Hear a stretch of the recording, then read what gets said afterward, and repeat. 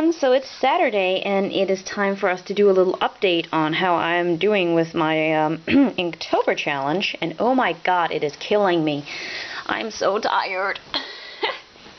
I know I say that a lot, but seriously, I am trying to get this stuff done, because this is, okay, this was the first initial sketch, and the worst part is I actually like this better than the one that I'm trying to ink and actually finish, which is this one. And I have drawn this out a lot of times. This is for a contest that I really want to participate in a contest. I just don't know if I'll have time to finish it, and that really sucks, and yeah, just, I'm annoyed right now. Anyway, because Inktober is getting in the way, but I don't want to quit Inktober either. That's a really cool challenge, and I want to finish it. So let's get down to business. And oh yeah, I should probably mention, I'm sorry that it's kind of dark and gloomy, but that's because it's really dark and gloomy outside. I live in Denmark, and from now on till what, July or something next year, it's just going to be dark. It's really windy outside. Like the trees are like, wee! They're totally, yeah. It's cold and it sucks right now. So bad lighting. I'm sorry, but I can't afford to buy a daylight lamp as much as I would like to. Anyway, let's get to the drawings. So we left off of this one, day 9. So let's go to day 10. And for day 10, also, before I would actually like to apologize, these illustrations you're about to see are not very good. They're very, very quick sketches because I put myself up to fail a little bit. Not only am I following the official prompts, I also gave myself a task of trying to find, you know, stories, legends, and monsters that fit into these prompts. So yeah, I shouldn't have done that. It takes too much time to research. Anyway, I'm still gonna stick with it. I'm gonna see if I can do this anyway.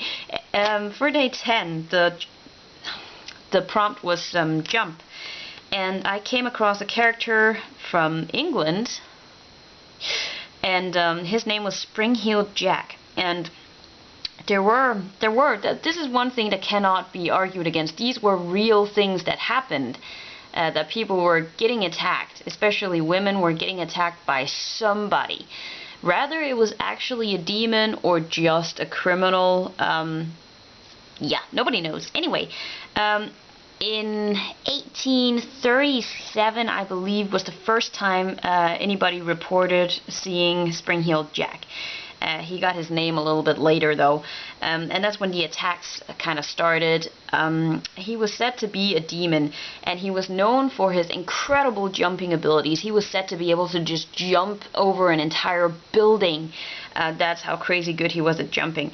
And the first sighting of him, at least according to my information, was in a graveyard, so that's why I kind of drew him in a graveyard. And yeah, that's it for that. And here, day 11, yeah, I gave myself a break. I will do that once in a while, because I kind of did that again today.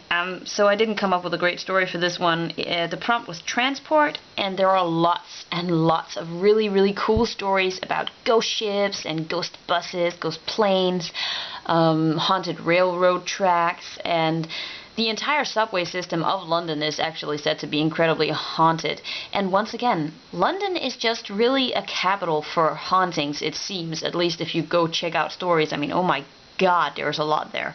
Anyway, I just drew a cute little manga witch on a flying broom, because I miss drawing manga. Anyway, day 12. Day 12, the prompt for day 12 was worry. And there was a lot of talk about, since day 12 was worry and day 13 is scared, and there are a lot of people that are like, you know what, worried and scared are kind of the same thing. You know, so anyway, I had a really hard time coming up what to do with worried, until I remembered a horror movie that I once saw where there was something called a worry doll. I don't know if any of you have ever heard of it. A worry dolls come from, oh god, I might be mixing this up, but I think it's Guatemala. or Mexico. It's one of the, anyway. It's a little it's a little homemade doll, usually in pretty bright colors actually. I drew mine to be kind of creepy looking to keep with a Halloween theme. But normally they're very bright and they're actually not a bad thing. These dolls are usually given to children that are you know, a little depressed, and so every night before they go to sleep, these children will tell the doll about their fears and their worries, and then they will put the doll underneath their pillow and go to sleep. And the next morning when they wake up, they'll feel better. And the doll is supposed to kind of absorb and take away their sadness. So that's what a worry doll is. Yeah. And for day 13, like I said, the prompt was scared. And yes, this doesn't look very scary now, does it? But I swear the story that goes with it is pretty good. And my pronunciation today is not very good, so I'm probably gonna mess this up totally. Anyway, once again, London, of course. There is this thing, and yes, it's a thing. It's referred to as the nameless thing of is that Berkeley or Berkeley Square? I'm not sure. It's in house number 50, which is the one here in the middle. And the second floor of this house is said to be incredibly haunted, and it's been closed off for years. Nobody's allowed to come there because, well, there have actually only been 2 instances, but 2 people died, so that's kind of why. Whether or not it was actually anything paranormal, well, I'll leave that up to you. You can think whatever you want. But the story goes that there is some sort of creature living in this building that can scare people to death. So yeah, I'm not gonna go into the story. If you want to read more about it, feel free to research this yourself. It's a fun story. Well, it's not a fun story. People died, but it's interesting. Okay, that doesn't sound as respectless. Oh my god, I'm horrible. Anyway, day 14. Yes, day 14. The prompt was tree, and of course, I like manga, so of course the first thing that came to mind for me is a Japanese forest called Akigahara.